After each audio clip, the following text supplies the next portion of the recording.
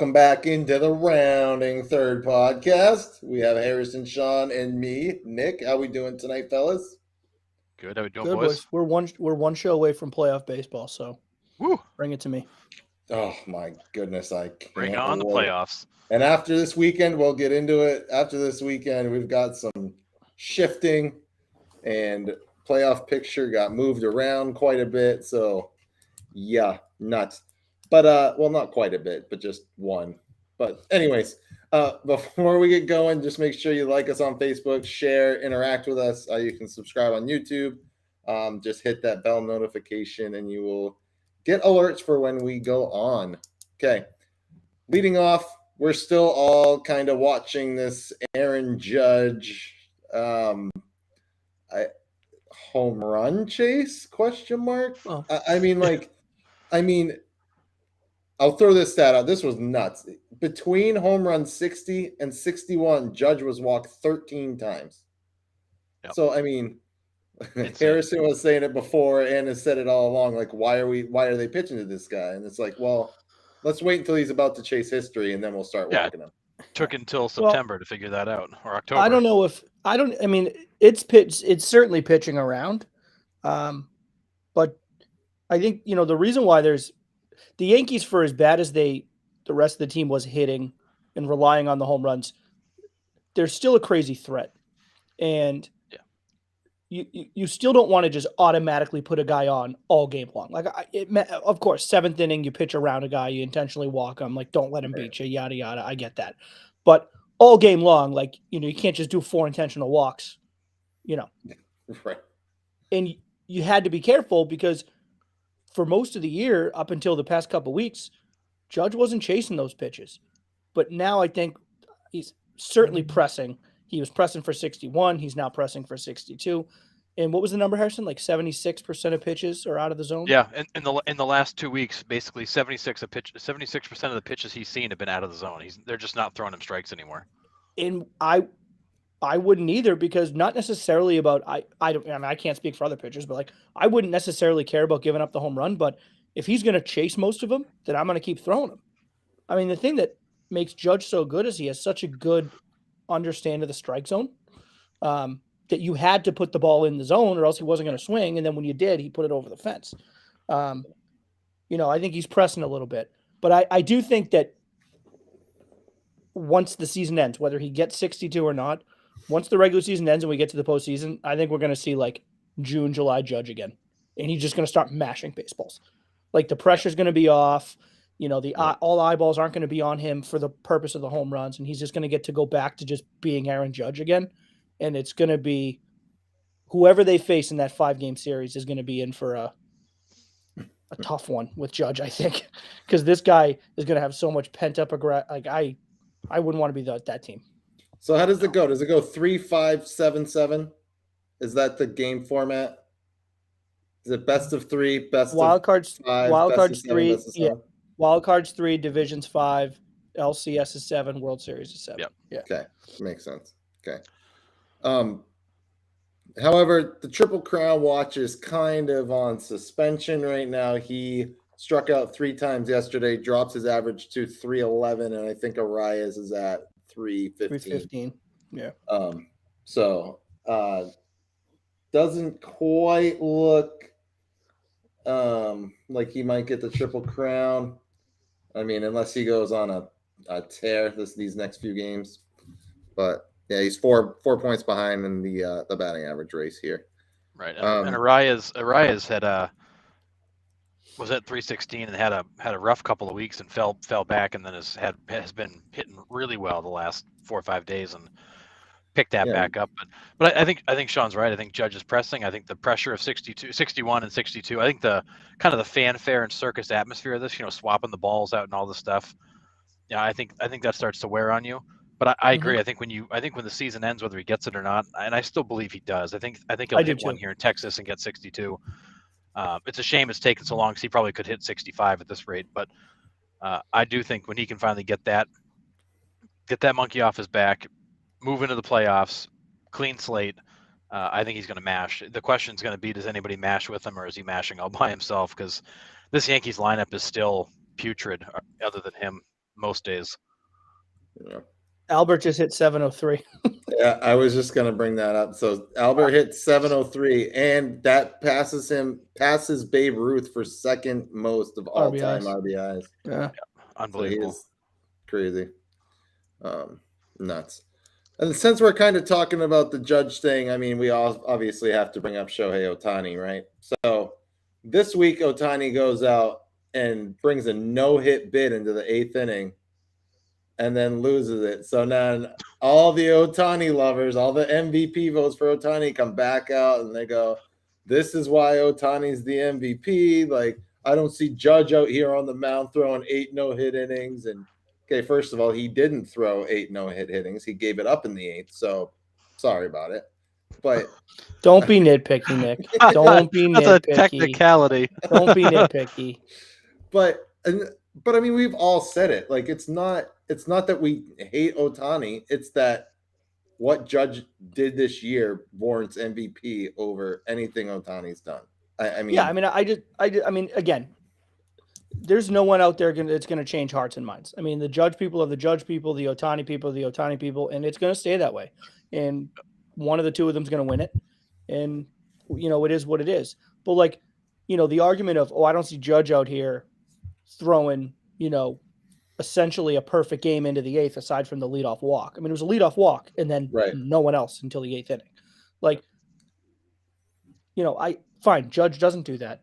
But I'm also not seeing Ohtani offensively carry a team for 2 months while simultaneously leading the American League in like every conceivable offensive category while also keeping your team on pace to win like 112 games.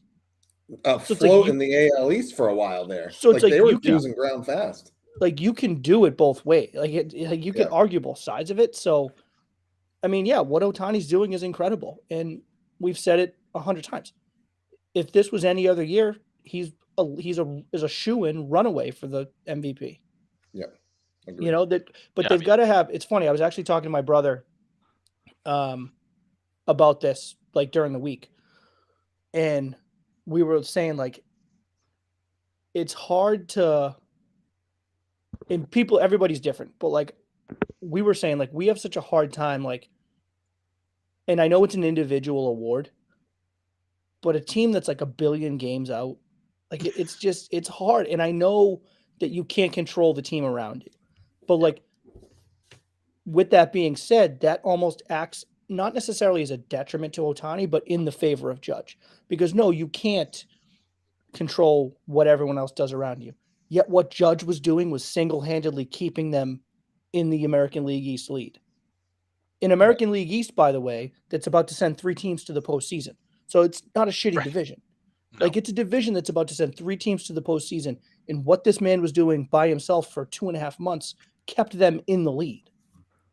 And so it's... I was going to say, you can argue that the Angels have the team to compete with the Astros, or be at least compete for the top of that division. But there's lack of leadership there. They have the talent to do it. I mean, and they just year after year after year, they don't have that person that is like, all right, like they don't have that winning mentality, I should say.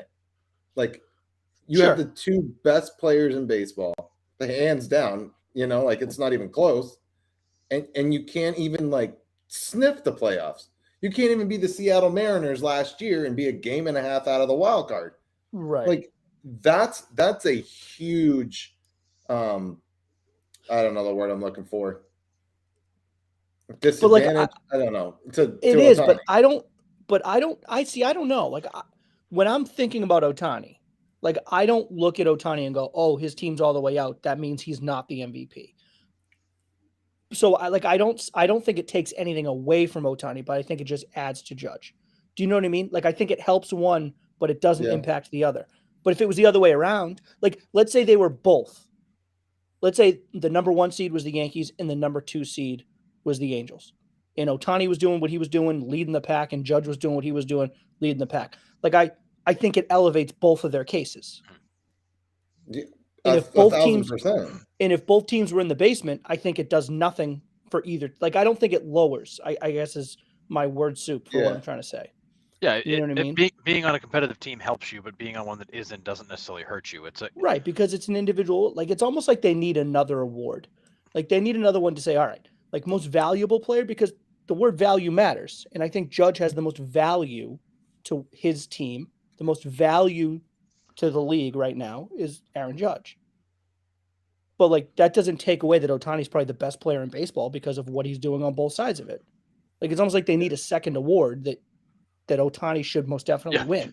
you need the most valuable player and the most outstanding player or something like that, and Right. let it Right. you know, the most outstanding is strictly like stat driven. Doesn't matter what happened. It's just a matter of, what'd you put up. Which Judge, you can make a case for Judge for that one too. But yeah, no, absolutely. Yeah, well, that's the thing. You could. I mean, Judge has got 50% more runs, 50% more RBIs. He's hitting 40 points higher. Like offensively, he has definitely outperformed Ohtani, and Ohtani pitches. But to your point, John, you can argue this all kinds of directions. There's arguments for and against Judge, for and against Ohtani. At this point, people have picked their person. They know who they want to vote for. But ultimately, it doesn't necessarily matter what we all think. It's going to matter what the writers think and how that voting actually happens. And I think it's so funny too, because it's just like the way everything is in society now. It's just like we everything just becomes like so polar. So it's like if you try and make a case that Judge should be the MVP, it means you automatically hate Ohtani and all Japanese players. It's like, wait, what are we talking about here? Yeah. Yep. Or if you make a case for Ohtani, you're only doing that because Judge is a Yankee and you hate the Yankees. It's like, no, like can't both guys be great? But like Ohtani, like. And that's just where we are in society. Like it is nuts. It's exhausting. Yeah. It is. It's frustrating because it doesn't, it's not mutually exclusive. Like you can like them both and pick one for MVP, but like anything else. I mean, maybe based on that, we should pick Judge for MVP and cancel Ohtani. I mean, I don't know what direction we want to go there, but I mean, and I don't want to come across as an Ohtani hater if that's how I do come across. But no. You don't, Nick. But what I'm saying is just in general. I know. Yeah. But I'm just I'm just covering my ass, But part of it is it's the hype machine around Ohtani. It's like, okay, guys, like we've heard it. Mm-hmm. We get it. Like let's let the play speak for it versus all this other nonsense. And I get it. We've talked about this too, where like we want MLB to push these guys to the forefront and to do it, but like, okay, like 4 posts on Shohei Ohtani today, like relax. We had 5 yesterday. We had 5 on Saturday. Like we get it. Like everybody in the nation knows who Ohtani is. Like we can enjoy him while he's here. And he just signed an extension with the Angels for $30 million to avoid arbitration. So it's a great move for the Angels too. I'm sure we'll get into it later. That's a no-brainer for the Angels to sign that deal. Yeah, 1,000%. But all right, we've kicked that dead horse for about a month now, so we'll have playoffs next week to talk about. Thank you. There's too much good stuff going on in baseball to be worried about Ohtani right now. Like there's playoff races, home run chase, triple crown chase. Like let's focus on that stuff. Let's see. Are the Angels behind you? No. Okay. So moving on. All right. Not in the discussion anymore. Sorry, Shohei. All right. 5th inning. Okay. So we're going to talk about this past weekend and the playoff picture coming up. But yeah, the Braves go in, or the Mets go into Atlanta, and Atlanta takes care of business with a 3-game sweep, and they are now in sole possession of the NL East. Oh, back to the other thing. Brian says opinions don't have to be wrong. You can argue the greatness for both sides. Stats can be skewed in either direction, which of course they can. Yeah. I mean, opinions don't have to be wrong unless they're Knicks, then in which case they usually are wrong.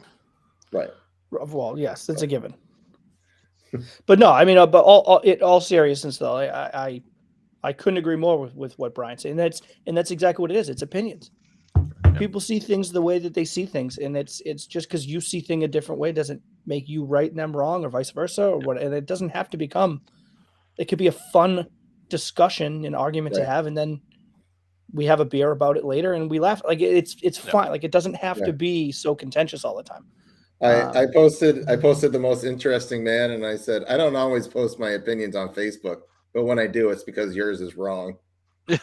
Yeah, well, that's stirring the pot. Classic Nick. I mean, seriously. Anyways, all right. So playoff races, the Braves knock off the Mets in 3 games, and they have sole That possession series, of the NL East. that series was like playoff atmosphere. Felt so good.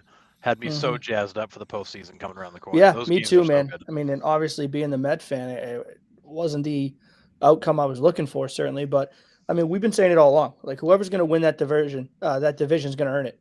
Yep. The Braves earned it. Yeah, I mean, you had DeGrom, then you had Scherzer, then you had the Basset Hound. You know, you had The it set Basset up. Hound. You had it set up. You know, you weren't going to lose 3, but you know, the Braves took care of business, man. I mean, you got to give the Braves credit. I mean, it was, you know, taking DeGrom deep 3 times in game 1. You know, after he really looked not good in Oakland, you know, his previous outing, you would have thought, all right, you know, he's coming back. It's Atlanta. It's a game that matters. We're going to see vintage DeGrom. And no, I didn't think he was terrible. I really didn't. He made a couple of mistakes, and they just happened to go over the fence. I mean, it's, you know, sometimes you just tip your cap to the other team, right? They get paid a lot of money too. And, you know, they made him pay for mistakes. And then you went into Saturday, you go, all right, well, Jake lost, but there's no way Scherzer's going to get beat too. Scherzer gets an early lead. And then here come the Braves again. I mean, they're good. I mean, Yeah, they're just and they good. don't quit. They don't. They don't quit. They're good. They got, you know, good seasoned, obviously from, you know, what they did in the postseason last year, winning the World Series. I think they have a top 3 or 4 manager in baseball. That certainly helps. They got these young pitchers, man. They're just studs. They're just studs. You know, Max Fried is never a guy I think about as like, give me Max Fried in a game that matters. But yet, like when you watch Max Fried in a game that matters, you're like, this guy's really goddamn good. Yeah. He just mixes things up. He keeps you off balance. He pounds the zone, doesn't throw a ton of pitches. It's like, all right, man. Like you just go give me 7 solid couple innings. So, you know, I think a lot of people also like sleep on the Braves lineup. They don't like realize how good 1 through 9 the Braves are. Like there's a lot of there's no free outs in that lineup. I mean, No, you man. can put Olsen and Riley up against any 1-2 punch in any lineup across the league. I mean, those guys are killers at the plate. But I mean, Harris and Acuna and like, yeah, I mean, we're only like 4 in. You just like keep going to Contreras, like Travis d'Arnaud. Travis d'Arnaud is an absolute assassin from absolutely. the 6th inning on. Assassin. Oh my God, that guy! He only hits from then on. It's crazy. It really is. And they're missing Albies, which like, oh my God, they're crazy. I know, insane. I know. They could be even better, which is scary. But I mean, the Braves made a statement. You know, they got off to a really weird start this year. You know, a little uneven, some new faces, the whole Freddie Freeman hangover.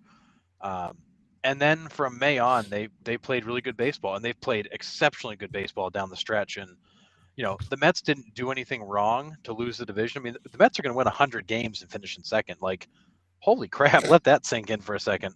Right. You're going to win a hundo and finish in second place.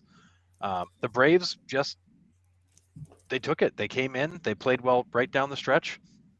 They went through the top of that rotation. Took 3 in a row to take it. All you can do is tip your cap and get ready for the playoffs. Yeah. I mean, as like the Mets fans can be tough. Like I get, especially lifelong Mets fans that have been Mets fans for 40 something years, you know, thinking like Frank the Tank from Barstool, right? Like, I mean, that guy is just incorrigible at times. It's like, dude, I can't. But,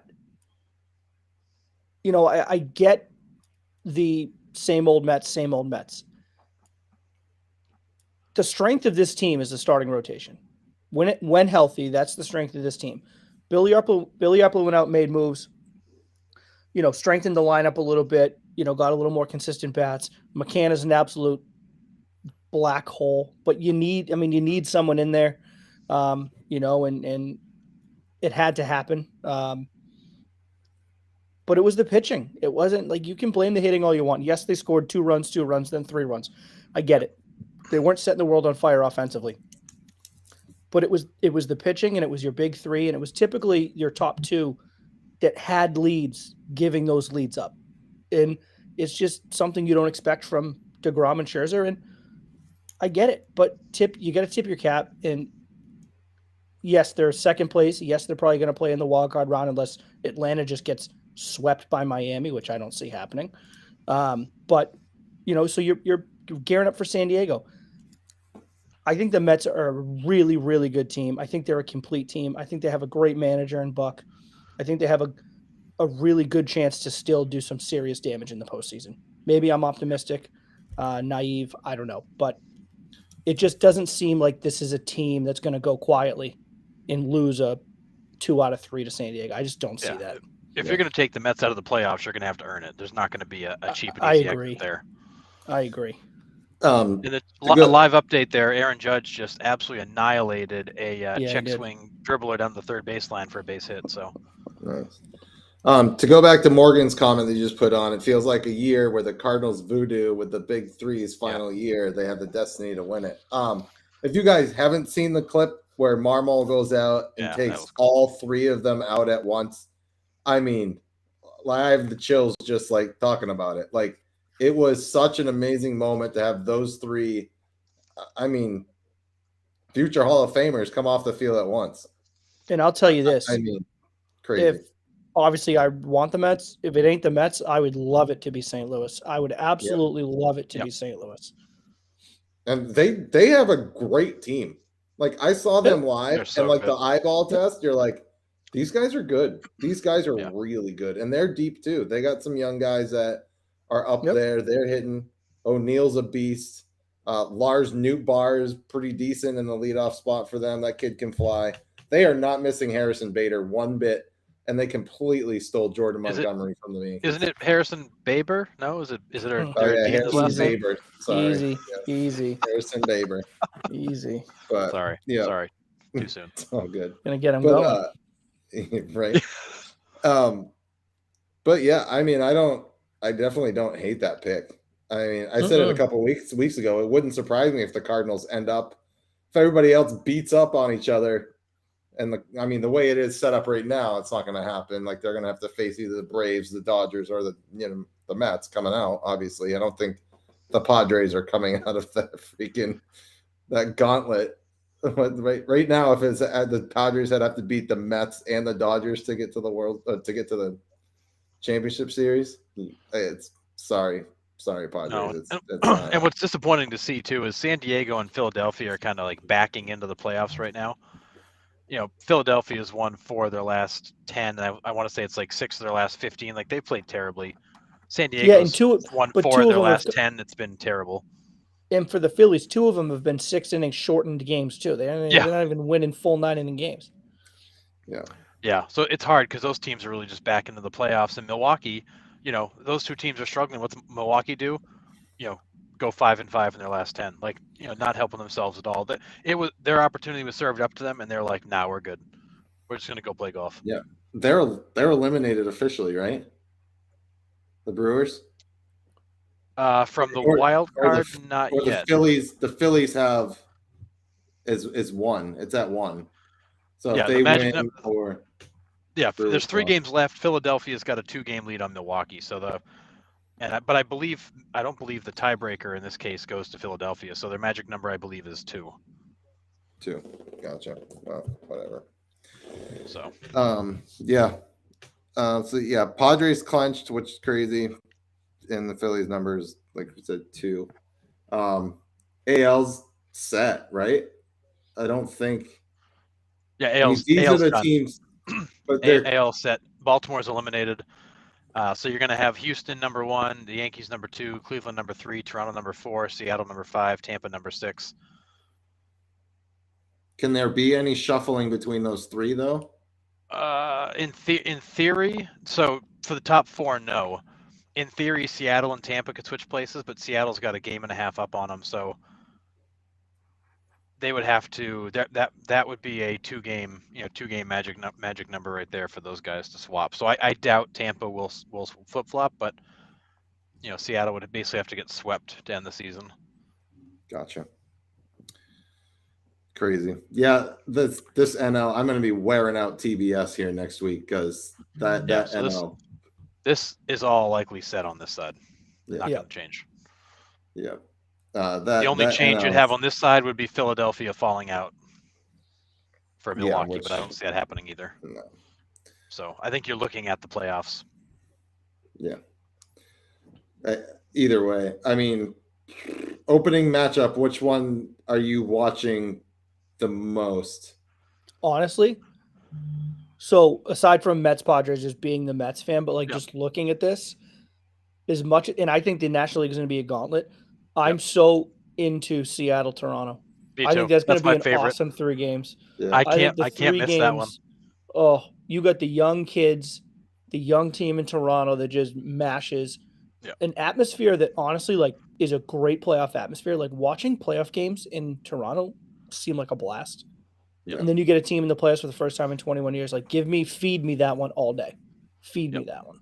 All 3 are in Toronto, right? They don't travel at all. I think all Right. 3 are in Toronto, right? The home team gets all the games. Correct. Yeah, it's basically an extra 3-game series. Yep. Yeah, and Morgan's with us, Blue Jays Mariners. I think that's going to be such a for good sure. series. I actually think I think the most underrated series of this round is going to be Cleveland Tampa Bay. Another battle of young. I mean, Cleveland's super young. Tampa, but also that young pitching. I don't. I'm not excited for that series, but I think it'll be an interesting one. I mean, it'll be interesting because it's going to go 3, and I think all 3 will be close games. But like, yuck. Yeah. Like, there's nothing about that series that blows my skirt up. No. I just think it's gonna be interesting because you've got the 2 youngest rosters in the playoffs going at it. Oh, for sure, yeah, and and whoever. I mean, especially if it's Tampa. Like, I think with neither one of those teams, though, I really think has a legitimate chance at beating the Yankees in 5. No, I think they get smoked. So, whatever. But yeah, although Tampa's proven that the Yankees do not scare them in the playoffs. No, that's true. Cleveland's average age is like 14 too. Like those kids are like young, and that's with Shane Bieber bringing the average mean up. I mean, if Cleveland wins, they're gonna have to roll friggin' sparkling cider in the clubhouse because they won't be old enough for champagne. Legit, it's crazy. And I think Brian makes a good point. I would love to see at least one of those playoff games in Seattle because that ballpark also can get bananas, and that is a market so starving for playoff baseball. Imagine that, dude. The first time you make the playoffs in 21 years and you don't get a home game. Don't get a home game. That is a market that is starving for it. They're going to win in 3, and then they're going to have to go play the division team that beats them a billion times a year. So no problem. You get your home game then. Staring at Houston next is like so demotivating in that first round.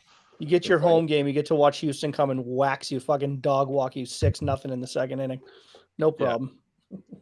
Yeah, we get to play this gauntlet of a series to stare down Houston next. But honestly, no joke though. I want Seattle. I want Seattle to go. I want them to go to the ALCS. That'd be so awesome. Yep, absolutely. Unfortunately, Toronto was my World Series pick. I'm gonna ride them as long as they can. They're in it. Yeah. My team's not in there. It's weird, but anyways, Your team never should have been in there, Nick. No. Is there any way the Padres beat the Mets? Sure. The way that Darvish is dealing right now, he could steal a game from the Mets. Look, man. I mean, we've all played and watched sports our whole life. Like, you got to play the games. It's the wonderful thing about sports is they're not played on paper. You got to get out on the field, and you got to play them. And can I see it? Do I think it's likely? No. But I could. You steal. That's the thing about the best of 3, though. If you steal the first one, all the pressure is now on the Mets. Yeah, changes it all. All the pressure in whether you steal it off DeGrom, steal it off the bullpen, steal it off Diaz. It doesn't matter. You find a way to steal game 1, all the pressure is on the New York Mets. So I think there's a chance, probably a slight chance, but there's a chance. It's a team that mashes when they're on. I mean, we've said it all along. When the team, if this is a team that gets hot at the right time. I was actually going to say, I think the lineup best suited to take the Mets out early is the Padres. You've got Machado, you got Soto, you got guys that are patient, that will hit mistakes, won't chase stuff.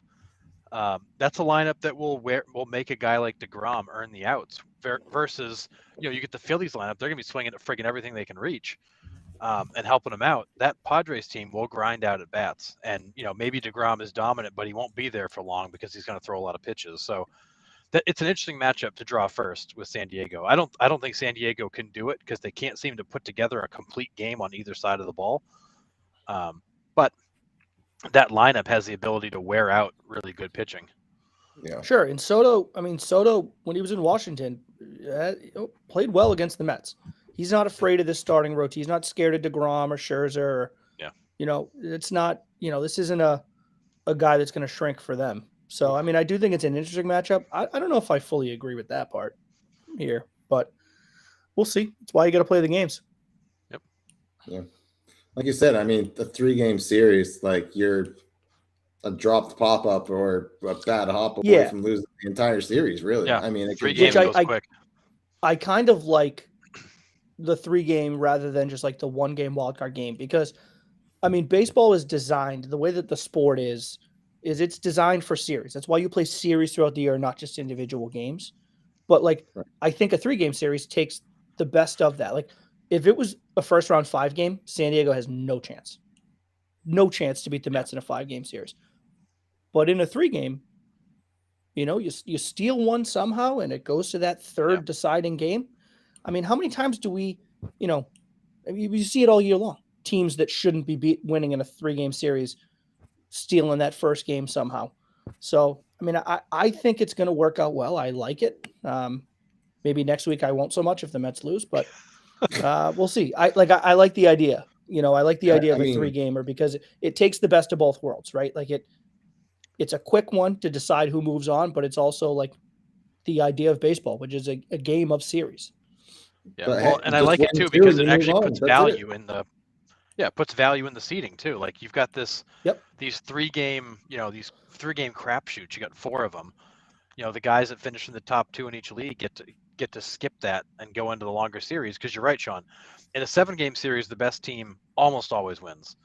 5-game, the best team usually wins. A 3-game, you can flip a freaking coin because all it's going to take is, one bad inning or a couple bad hops or a bad call. God forbid Angel Hernandez is actually out there in the playoffs. It changes everything. That game 1 can spin a whole 3-game series in an instant. Sure, and it's hard to because it's like, a 1-game playoff. Like it's baseball. You set rotations up. Like baseball is not. You have a good 1-2, 1-2-3 punch in a starting rotation. Like that's what makes you a playoff team. You win 95 games because you have that great 1-2-3 setup at the top of a rotation. And then to just leave it up to 1 game always left kind of, and they were great games typically, but it always left a bad taste in your mouth. So I do like they did away with the 1 game. And so we'll see. I'm excited for it. Yeah. So if this is say this is the playoff picture, I know we posed this question to each of you guys last week, but now that we have it all laid out, who has the best chance out of the 4, 5, or 6 seed from each league to get to the World Series? Well, I would say the National League is the Mets are going to win 100 games and be a 4 seed. Yeah, that's crazy. Right. So, that's nuts. I would almost put the Cardinals at a 4 seed and the Mets at a 3. You know what I mean? So I would almost seed the Cardinals 4, Padres 5, Phillies 6. If I was going by power rankings. Sure, right. But okay. Cardinals then, if we're replacing Cardinals and Mets, I would say the Cardinals. I don't think the Phillies have any chance whatsoever. I think the Padres have a maybe 2% chance. And that's about it. And then in the American League, I don't think Tampa's got a chance. I certainly don't think Cleveland's got any type of chance whatsoever. Probably Seattle.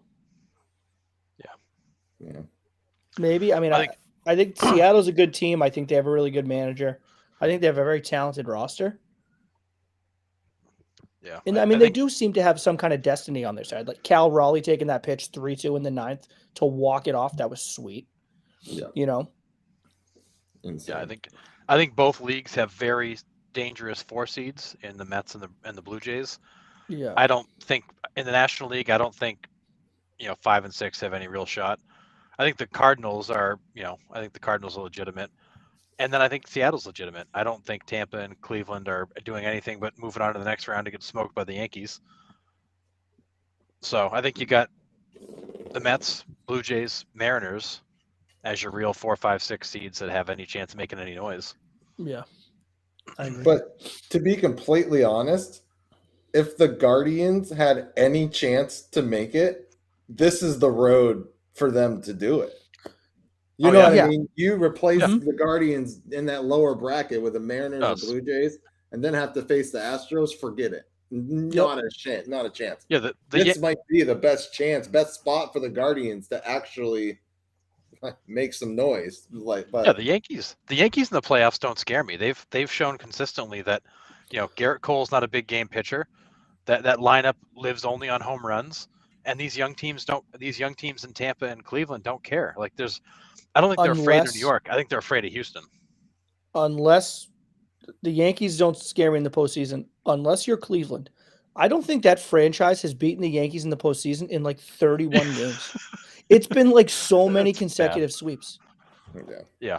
Do you remember those like 8 years in a row they would meet in the first round? It would be a sweep. Oh, sweep. Like they couldn't even win a game. No. Talking about practice. So, I mean, I think the one thing going for this Guardians team is they are so young. These are guys that don't think that don't necessarily feel like they should be there. They got nothing to lose, and it's going to go one of two ways. They're either going to come in and say, "Hey, this is going to be fun, let's do it," or they're going to come in and be scared to death of the playoffs because they've never seen it before. I actually think I'm going to correct. I think I might be thinking about Minnesota. I think it's Minnesota that the Yankees used to just beat up on every year. Yeah, it was in the 2000s that the Yankees would knock Cleveland around a lot. It's in Minnesota. Okay. It's in Minnesota the last 10 years. Every year they seem to get Minnesota. Right. All right. Either way. But yeah, I was just kind of looking at that and I was like, that's probably the only legit chance that the Guardians would have to make any type of noise is that road right there. But yeah, it's true. And again, like we said, I mean, that's why you got to play the game. So we'll see. Yep. But I think the American League, not as it's set up, but I think the road, is pretty set up. Yeah. I still think you're going to get Houston's going to come out of the bottom there, and it's going to be either Houston versus Yankees or I think Toronto's out in the first round. Like I think Cleveland ends up beating Toronto. Seattle. And I think it's Seattle beats Toronto. I'm sorry, I meant Tampa Bay. Sorry. Like I think Cleveland beats Tampa, and then I think it's Cleveland, New York, and I think it's either Houston, probably Houston, New York, and very slight chance Houston, Cleveland. But I mean that's it. Yeah. Yep. Like I could see, in just to belabor the point in the National League, I could see St. Louis beating Atlanta. I could see St. Louis beating Atlanta in the NLDS. I could see the Mets losing in the first round. I don't think so, but I could see it. I could also see the Mets turning things around, winning the first two, and then really giving the Dodgers trouble. Yep. I could see the Dodgers going out in the second round. Like I just see much more options for a little bit more chaos in the National League. I don't think you're going to get much chaos in the American League. No, I think it's pretty well. The path in the American League is pretty clear unless something big happens and Houston falls. But in the National League, I do agree. I think you got four teams in there that any of them can be in the World Series, and I wouldn't be shocked. Right, 100%.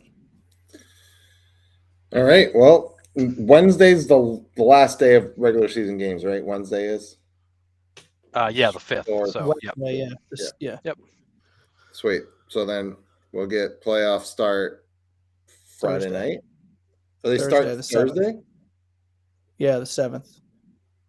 Which is Friday. Friday. Friday's your first round. I'm sorry. Calendars are hard, boys. I'm sorry about that. It's just math in general, man. I can't do it. It's hard. Yeah, so hard. But you got 4 games. You got 4 games on Friday and Saturday and Sunday. So your wild card is done, and then you get Monday off, and then Tuesday kicks off the division series. That's dude. All 4 games are on Friday, Saturday, Sunday, the same day. Yep. God, I cannot awesome. wait. Ugh. All right, let's move on. And of course, in typical fashion, they haven't named any starting times or anything like that, so we have no idea what the schedule is going to look like. But right, it's fine. What is it? It's got to be on what? Fox TBS. Who else would have it? Looks like ESPN's got the whole wild card weekend. Oh, goodness. So ESPN and ESPN2 and ESPN8, the Ocho. ESPN But, 8. the Ocho. All right, seventh inning. We got players of the month, which were who, Harrison? Yeah, so there's no players of the week that they've released yet, but players of the month were Aaron Judge in the American League and Shocker. Eduardo Escobar of the Mets in the National League. So an all New York player of the month. Yep. Crazy. Shocker. All right. Yeah, well, and there's a lot of people who are making arguments about, Bo Bichette had an insane month. What about him? And He did. Stephen Kwan had an insane month. What about him? So Stephen Kwan was actually the rookie of the month in the American League, and Michael Harris of the Braves was the rookie of the month in the National League. So Stephen Kwan did get a little love. Yeah, I mean, Here's Stephen Kwan what there for the first month and a half was hitting like 806. Like the guy just couldn't get out. Yeah, and then your pitcher of the month in the American League was Alek Manoah. National League was Yu Darvish. Reliever of the month was Manuel Clase in Cleveland, and then Camilo Doval in San Fran was for the National League. Yeah. I think people need to stop being, and this is just in general, but I'll use the Judge player of the month. Why didn't Stephen Kwan get it? Like, all right. I know. People need to stop trying to be so woke all the time. Like not everything's a conspiracy. Like Judge got it. Wait, it's not? Because he just tied Roger Maris for the home run record in the American League. Like, let's just not overthink it. Like, he deserves it. He did it. Like, I mean, it's fine. Yeah. Like, I'm pretty sure He's in the middle of a triple crown chase. I'm pretty sure Stephen Kwan and Bo Bichette are like, that's cool. And his on base percentage is like 800. He's walked like 25 times in like it's all a week. Right. It's all right. It's okay. Yeah. Well, and I'm pretty sure nobody has like contract incentives tied to how many players of the week or month or whatever nonsense they get. So it's these awards are meaningless. They're just cool headlines. Right. All right. Rounding third question. I did not throw this out there to anybody, but we'll talk about it a little bit since we just were talking about the playoffs. How do you manage your team ahead of the playoffs? How do you let them play up to the last day? You give them that off day, especially if you're a team with this bye. So if you're a team with this bye, do you have your guys play up until the last day and then take the whole entire weekend off? Or do you start resting them now so they have a full week off? What do we do here? Yeah. I mean, I think if you're like a Houston or LA, like, one of the teams at the buys, I think you probably, at least personally, like I would leave it up to them. Like if you're an everyday player, if you're you're an Aaron Judge. I mean, Judge is probably a bad example because he wants to hit that. But if you're Alex Bregman. Sure. Yeah, that's a good one. If you're like, if you Justin don't want to Verlander. play, like if you think it's beneficial for you personally, hey, I need 7 days, I need 8 days, then yeah, you take it. I mean, none of that stuff matters. I think if you're Mets, you're kind of locked in. Well, not kind of. I mean, you are the 4 seed, right? I mean, you're the top wild card team. You're going to win 100 games. I think it's a little bit less about like what do the players want, more about like, all right, we got to get the train back on the tracks here before we have to head into San Diego, and we need all the guys banging on all cylinders. The only thing I think you might do is with the starters, because you're certainly going to want to line those guys up, Right. To make sure that they're on kind of the right schedule for when that starts next week.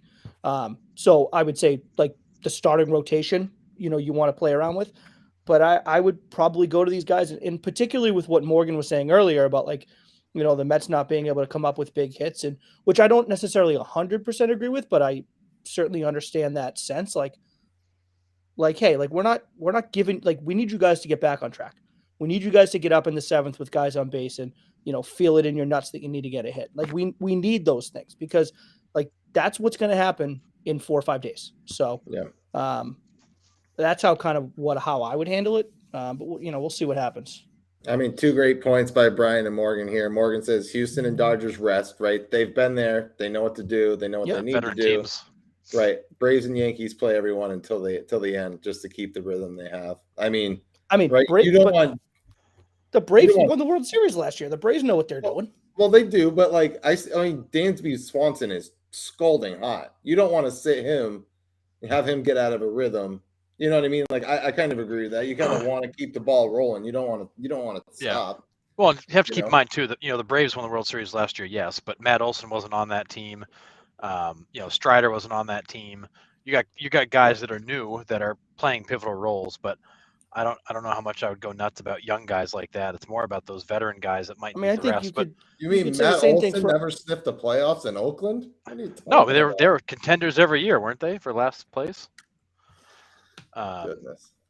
No, it's interesting though. This wild card weekend, kind of gives managers a different way to look at it, because it used to be that if you made the playoffs, you were playing. You got a day off and you flew somewhere and started the series.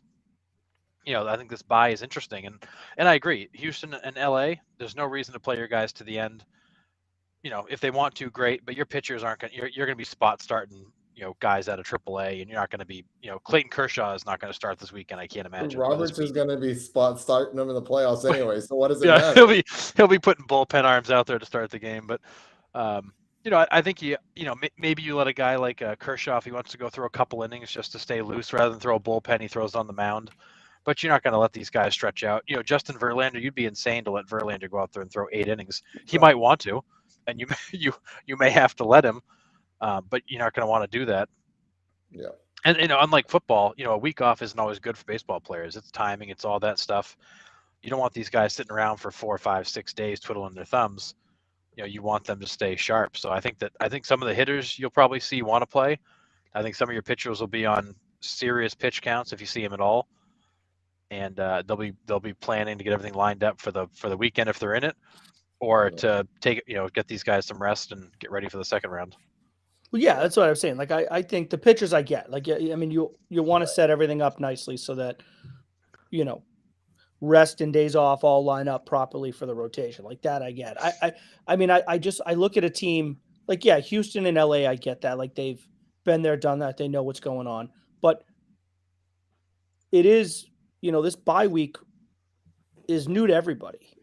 Like when Houston has been dominating, and LA has been dominating, they've been doing it the old way, Harrison, to your point, where you maybe give the guys 162 and 161 and 162 off, and then you're flying somewhere and starting a series the next day. Well, now they got 5 days off, and then they're not going anywhere. They're hosting, and so maybe they don't want 9 days off. Maybe they don't want 8 days off. But I will say, for those teams, the benefit of, I think, those veteran players, if they want it, you give it to them. I don't think you get overly concerned if a guy like Freddie Freeman goes up to Dave Roberts and he's like, "Hey man, I need, I want the last series off." Yep. Yep. So. But if I'm Buck Showalter, I'm telling Edwin Diaz, don't even leave the hotel this week. I don't want to see you. I'll see you for the wild card, because I would not put a guy like Edwin Diaz in a game this week until the playoffs. Yeah, and I to Brian saying everyone but the Braves rest and set up the rotation. Braves shouldn't give the Mets life. Play hard for all 162. I get that, and I agree with that mindset as a Brave. Like if I was a Braves player or whatever, but I think Buck is smart enough, and I think you've got to concede at this point. Like you can't be playing to win the last 3 games of the year hoping that the Braves are going to drop 2 out of 3 and we can sneak back to win the division. Like it's just, you had your chance to win the division and you didn't show up. But now I think you have to set your guys up into the Edwin Diaz point and the starting pitching. Like you got to get everybody ready to roll for San Diego. I agree. It's just the way it kind of has to go. Yeah, I completely agree. Yeah. You're gonna have to pick your battles. You're gonna have some guys that want to be out there, and great if that's the case. But it'll be interesting to see how these managers handle it, and also which players you do end up seeing take a seat for a day or two. Yeah, I'm on the fence about this, because the teams that have a bye, like this is going to be their longest break of the season. I know, because the second series isn't going to start until next Tuesday, a week from tomorrow. Yeah, so if they have 6, even if they play the last game on Wednesday, it's still going to be longer than what the All-Star break was. The All-Star break, they had the All-Star game, on Monday, the festivities, and they were back to playing on Friday. So I mean, Right. I don't know. I mean, does that long of a layoff throw you out of your rhythm because you haven't had a break like that all year? That's kind of tough to me too. But Well- I mean, we'll see. It's a new format. Like I said last week, the MLB is probably going to change the playoff format again next year because they Fun to can. change it. Yeah, I mean, we'll see. But I mean, Oh, and what yeah. kind of stinks for the Mets is their game tonight gets rained out. Now they're going doubleheader tomorrow. Right. You know, so you do not want a doubleheader at this point in the season. Have guys No. running out there playing. I mean, granted, yeah, you're not playing necessarily the full 9, but you don't want to be playing 2 games. They the are day before playing the a full season 9, ends. aren't they? They're playing full 9 doubleheaders now. Oh, you're right. I'm Aren't sorry. they? You're right. They are. They changed that back, That's right. I'm still used to expecting the 7-inning doubleheader. right? I mean, goodness gracious. But yeah, you're right. You don't want doubleheaders right now. That sucks. That's a lot of strain, and Severino's got a no through 7. Yeah. Yeah, he looks good. He just blew one guy away at a hundo here in the 7th inning. Nice. All right, couple things Looks like he's hugging everybody. He's coming out of the game. So yeah, probably. Which again, smart. should. Like, why- yeah. He that's the should. thing. Like you should. Absolutely What's the should. point? Yeah. It's the same idea of the Mets should go hard or the Braves should go hard, and at what cost? Like why? Why at this point in the season would you even suggest? Right, you're in doing that? the playoffs already. Don't risk stop. it. Right? Yeah, Well, I mean, Severino's- I will say He's had the enough injuries. Braves one I somewhat understand because I mean if you gives you a week off. not just yeah, right. Like if you get swept in the Mets, like now all of a sudden you're in San Diego. Like so like that one I do understand Right. a little bit more. I mean the Severino like whatever. I mean no hitter, it's not a perfect game. It's a no hitter. It's Yeah. whatever. Yep. You know, that ain't worth it, especially since he's probably been your best pitcher for a while now if you're a Yankee. Yeah. Yeah. Marwin Gonzalez just yanked one way out in the bleachers. All right, so here we go. We got heading home now. We got a few things. Miami Marlin pitcher balked 3 times in a row here. I personally think it was an umpire power trip, which Shocker. that's a whole nother segment. Shocker. I'm sure we will touch in the off season because, well, we'll have nothing else to talk about. But I mean, this pitcher, he's a left-handed pitcher, comes to the set and then goes. Like he clearly comes to the set, but he just doesn't like do the old like 1,000, 2 1,000. Like he comes to a stop and then he goes. Yep. And I guess it just wasn't long enough for the umpire. And he boxed the guy on the first pitch. Guy gets it back. Guy goes to second. He comes up to the set, goes again, box, goes to third, and then box home a run. And the guy just loses it. Like he doesn't even know like what he's doing.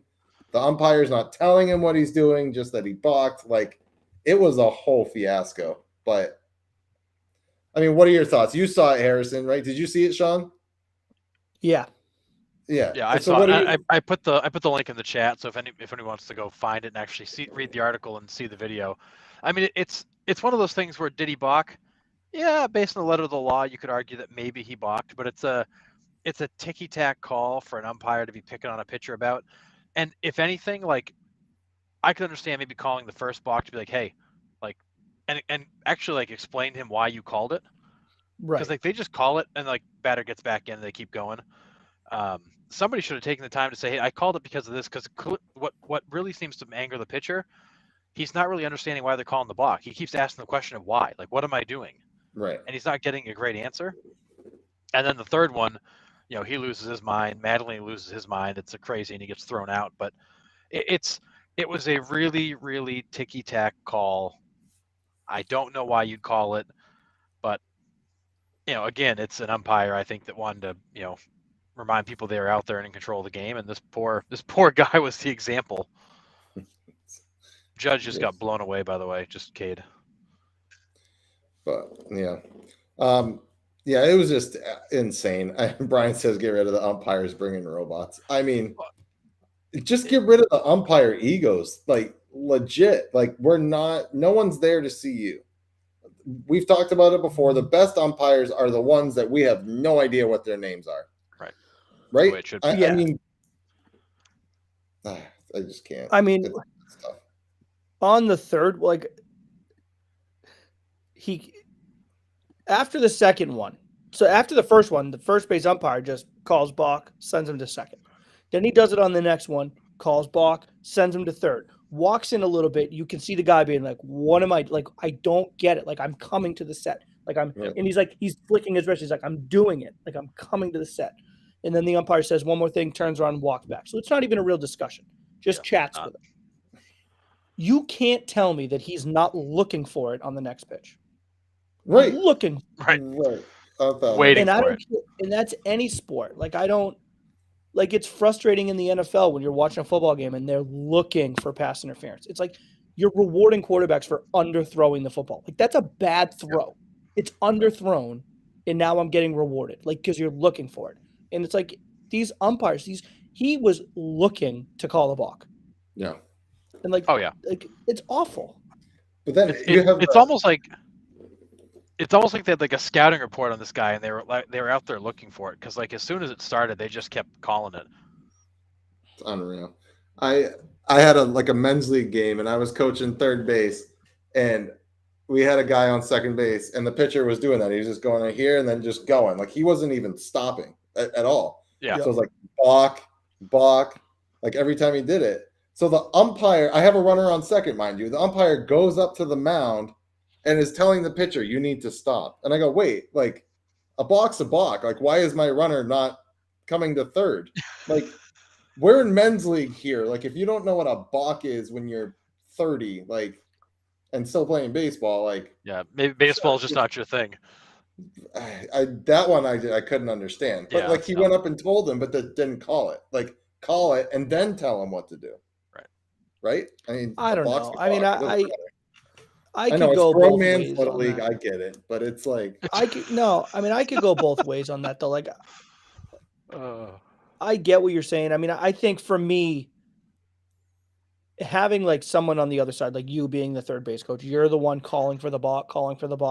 I think at that point the umpire's got to give it, right? Because you're noticing it, the other team's noticing it, they're calling for it, like, and the guy still hasn't made the adjustment. You got to call it. But like, if it's subtle enough that no one else, and like the Mets weren't complaining, like the guy on first base wasn't like, "That's a balk." That's like the Mets weren't noticing it. So it's like you could easily go up to this guy in between batters and just make a quick comment. "Hey man, make sure you come to the set or I'm gonna have to call that a balk." Right. Done. Avoided. Right. Yeah. But no one knows your name after that, so that's a problem. Like hold it for a half second longer for me, will you? Like that's it. But yeah.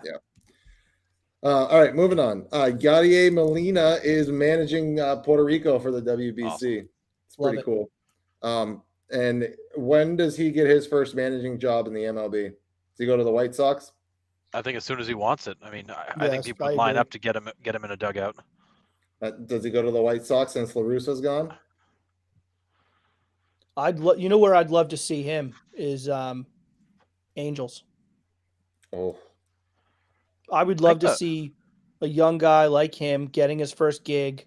I mean, the talent that they have there, and their pitching staff could use some work. I mean, no one knows how to handle a staff like Yadi. I wouldn't mind seeing that. I think Yadi. I see Yadi taking a similar path like Jason Varitek. I think he's going to go. He's probably going to end up on the Cardinals staff. He's going to hang there for a while. He's going to learn the ropes of all the different aspects of, the what do they call it? The game planning and the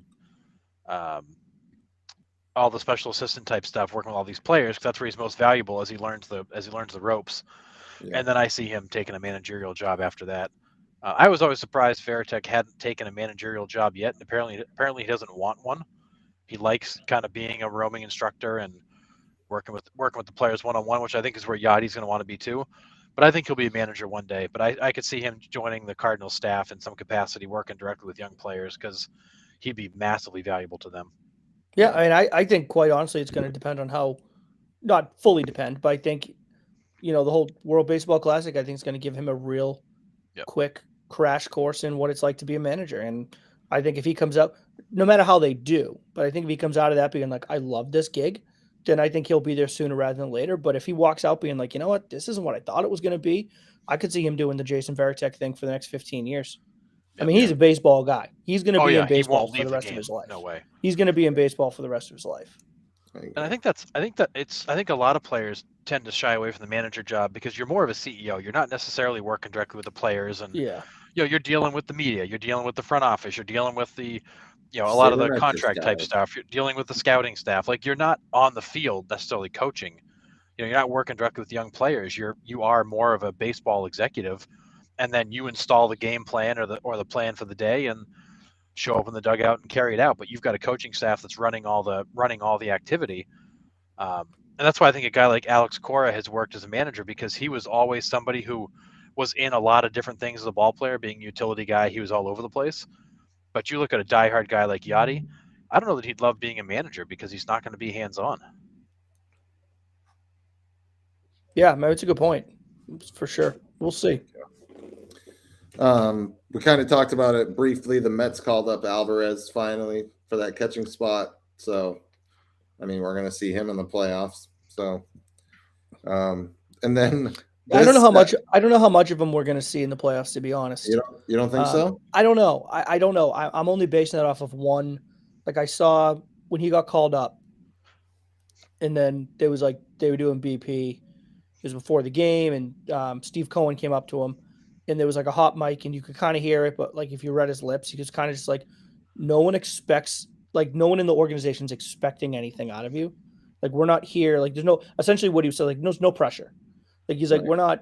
we're not calling you up. There's no expectation for you. And he's like, so just go fucking ball out and have fun. Like, just go have fun in your major league debut. So I don't know. And maybe they will. And maybe he'll come up with a couple big hits and he's the hero. He could be just up here for the playoff experience too. Like, I think they're smart to. You're going to rely on this guy next year because your catching situation is not good. So you need him next year. And I think it's more of just like, this is the clubhouse. These are the boys. This is what it's like. Yeah. And he had getting a pat here or there, and he had the ankle injury after they called him up the first time, right? That kind of delayed him getting some time. Yep. Yeah. So I mean, maybe if he had been up here all along, he'd have a more active role. But I think they're smart to get him up there. If nothing else, maybe he gets a couple of ABs. Maybe he's in a game for you. But you're not expecting a lot out of him. But the exposure and the experience will be huge for a guy that age. Yeah. I saw this stat. This is insane. The Braves are the only team in Major League history to not have a single sacrifice bump in a single season. I hope they do it tonight. I hope they sack bunt tonight. Right, game 162 in the 9th inning, and they sack bunt. That'd be so awesome. Crazy. Just to not be that team. Right. Nuts. But you're gonna. It just shows you what's happened to the game. I mean, yeah. And I mean, you look around the league, the number of sack bunts that have happened. Oh, I mean, there's so few. Yeah. The irony of it, though, too, being a National League team, where National League ball was the game that was so small ball and move guys over and move them over, get them in, and the fact that we have a National League team. Marlins just beat them 4-0 tonight.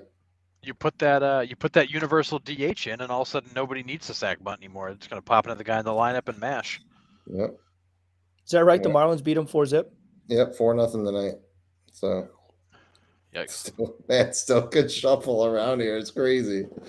Oh my god. Well, and the Mets play 2 tomorrow. So. Yep. So I know we've been kind of dumping on Tony La Russa here, but kind of. We've been absolutely dumping on him. Right, but the reason he's not returning, and probably the reason he's been falling asleep on the bench, is he's not returning for medical reasons. So, like, there's something going on with La Russa that, like, we weren't privy to, and we're sitting here making fun of him, like, falling asleep on the dugout in the first inning. He might not be able to help it, depending on what he's going through. I don't know. Yeah. But as somebody that just went through a life-altering thing for 3.5 years, like, it's fucking exhausting.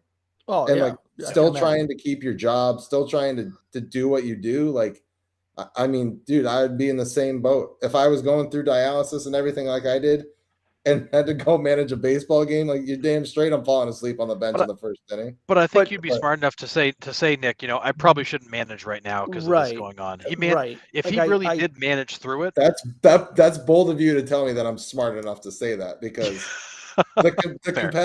competitor in me probably wouldn't say that. To Yeah. be completely honest, I No. don't know. Like, I don't I know what you're saying. I don't think it's to step down in a situation like that. I don't think says anything about your competitiveness. No. But if anything, it speaks to your understanding that the team is bigger than yourself. And I'm not putting anything into Tony La Russa because I don't know what's happening and I'm not trying to project. Right. But if Tony La Russa is going through something medically that he can't stay awake in the dugout, then he should have stepped aside a long time ago. Right. Like he should have been like, you know what? This team is a legitimate, talented baseball team that has a chance to do something special, and I'm getting in the way. Yeah. I can't let myself be the guy that gets in the way. Right. Like that's so I hope he's okay. I get it. But right. I just, I think there's something to be said for like being stubborn doesn't necessarily be like, oh, look at the competitive fire in this guy. It's like that's just selfishness. Here's our first conspiracy theory. Not that he's healthy. Medical reasons can also be an easy out to get rid of a mistake made by the White Sox. Which is at first when they started talking about the medical thing and he took a leave of absence, I thought that's what it was. But then for him to come back and be like, no, actually, I need to like stay out of baseball, makes me think maybe there's something real here. But I can't imagine that a guy, unless his ego is that massive, would be like, yeah, I'm going through some major medical stuff, but I'm going to keep managing this ball club because I can pull that off. Like that just doesn't compute for me. Right. Yeah. Last couple things I got tonight. Ohtani avoids arbitration, signs $30 million deal with the Angels. So, and underneath that deal, it said, Angels, we suck again. But practically for free. 1 year, 30 mil. Absolutely. And I mean, so that gets him through next year, and then he's a free agent, correct? Yeah. Yeah. Yep. Next year is his last year of arbitration.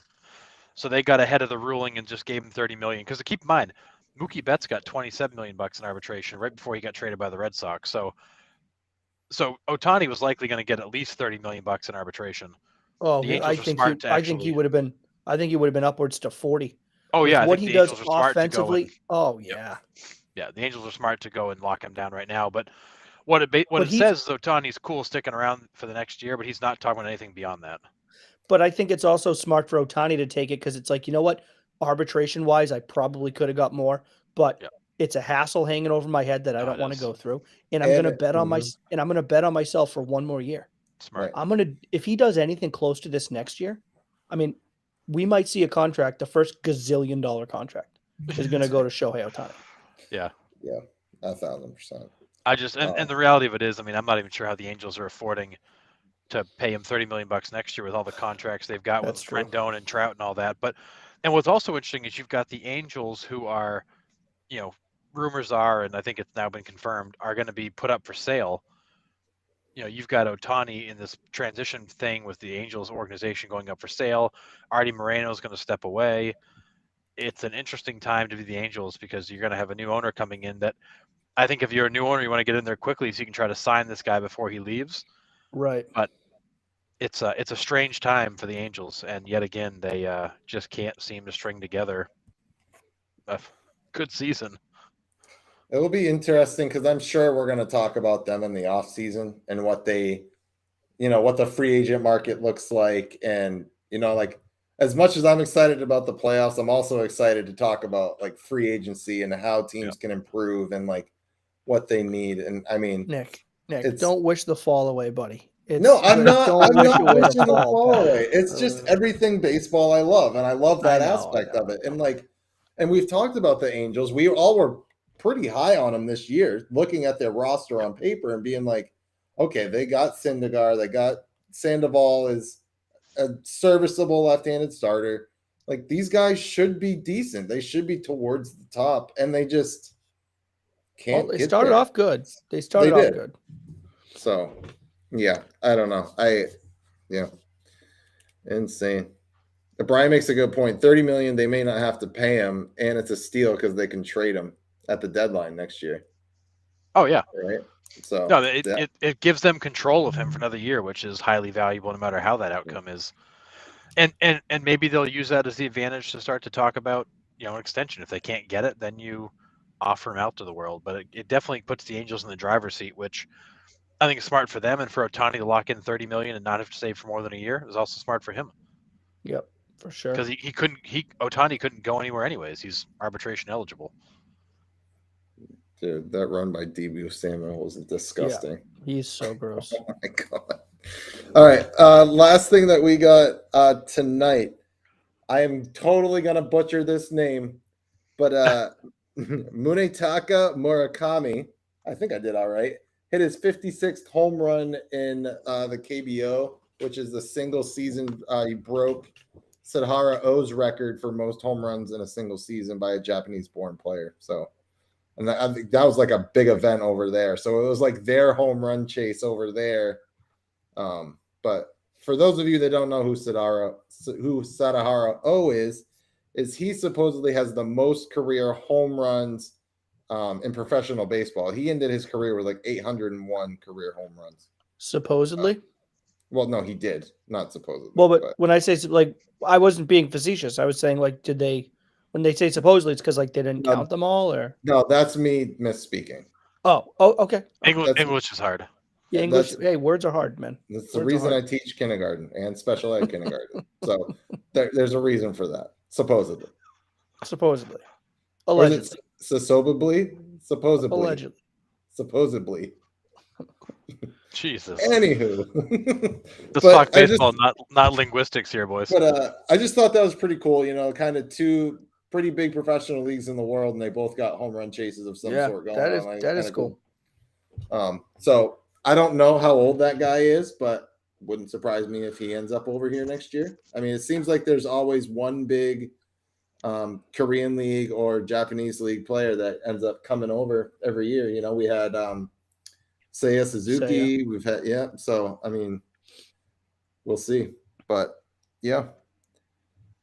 That's all I got. Do you guys have any other random news from the week? I got one thing. I just put an article in the chat. Looking at the Red Sox payroll going the next year, and Chaim Bloom had a little press conference today saying he feels like they're right on track, to their overall plan for the organization. And Red Sox have $121.5 million coming off the books next year. They can extend qualifying offers at discounts to players. They've got, a lot of decisions to make around, James Paxton, and, obviously you got to go re-sign, Xander and Devers if you want to. You got all kinds of guys falling off the books. This is going to be potentially one of the highest turnover off seasons the Red Sox have seen in a long, long time, and that roster will look very different next year. Yeah, that'll be interesting. I mean, if they make the right moves, it gives you some serious optimism, though. It does. Obviously, they got to make the right moves, but yeah. I mean, I with that money coming off, particularly, I think JD. Obviously, I love JD. JD's playing his last games in a Red Sox uniform. Yeah. JD's out. I would love, if it could work, I would love to see James Paxton get a legitimate chance. Obviously, they signed him this year knowing with the injury. I think the idea of signing him now was likely to extend the offer into next year. I would think, like, why would you sign a guy if that wasn't the plan? Right. And if that's all the money you got to make a run at Xander. You got to give Xander Trevor Story a legitimate chance, 3-4 year chance at middle infield. You have to do it. Agreed. You have to do it. The guy's hitting 308. He's like third in the American League in batting right now. Yep. Yeah. I mean, you have to. The power numbers might be down a little bit. I get it, but you got to make it happen.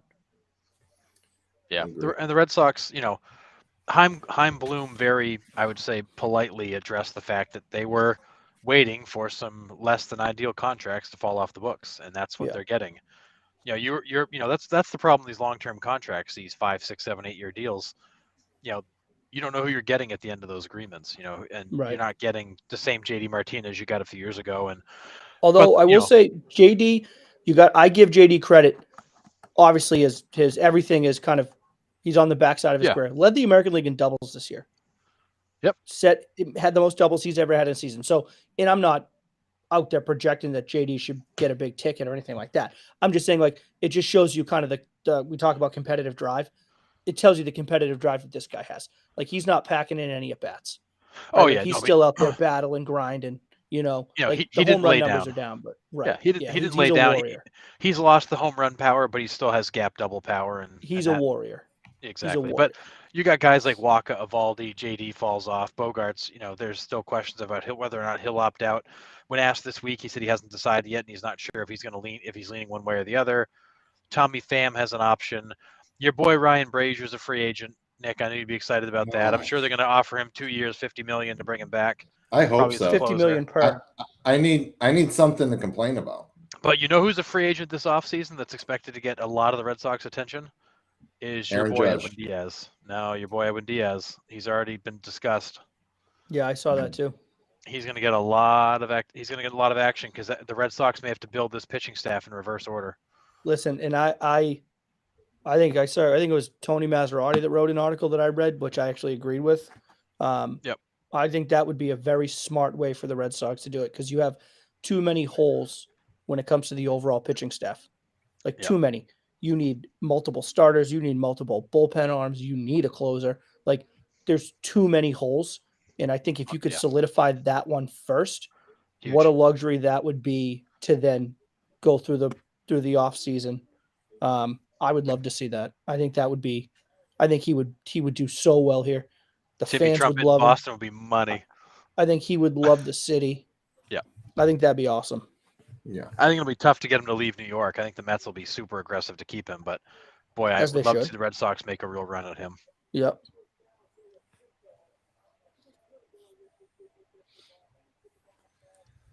Yeah. Anything else or I think that's it. No, All I think right. I'm good. okay? Playoffs will have Yes, wild card results Monday night. Be a wild leading weekend. up into the divisional round on Tuesday. So there'll be Man. no baseball Monday. So you'll have time to plug us in at 8 p.m. right there. No baseball. We can talk about the wild card round. We'll talk about the future rounds.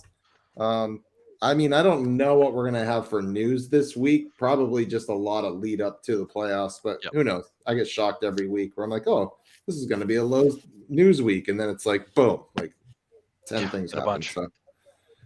So yeah, we'll still keep an eye on Judge, see how many more times he walks and strikes out before he hits 62, or even if he hits 62. Pujols is 97 away from 800, so we could be looking at our first 800 career home run guy. Come back. I mean, he's Um, looked so good lately. I mean, he's got there's still something in the tank there. Man, unreal. I mean, he's got to Yeah, be rejuvenated with the way this Listen, Cardinals team yeah. is playing. I mean, He's very two quick 40 home run seasons away from right on the cusp. Get me on the cusp. That's all I care about. Get me on the cusp of 800. Come on, Yeah. Albert. it's crazy. Back-to-back sacks. God, the Rams stink. Yeah, Oh, I'm glad I yeah, picked they're him. bad.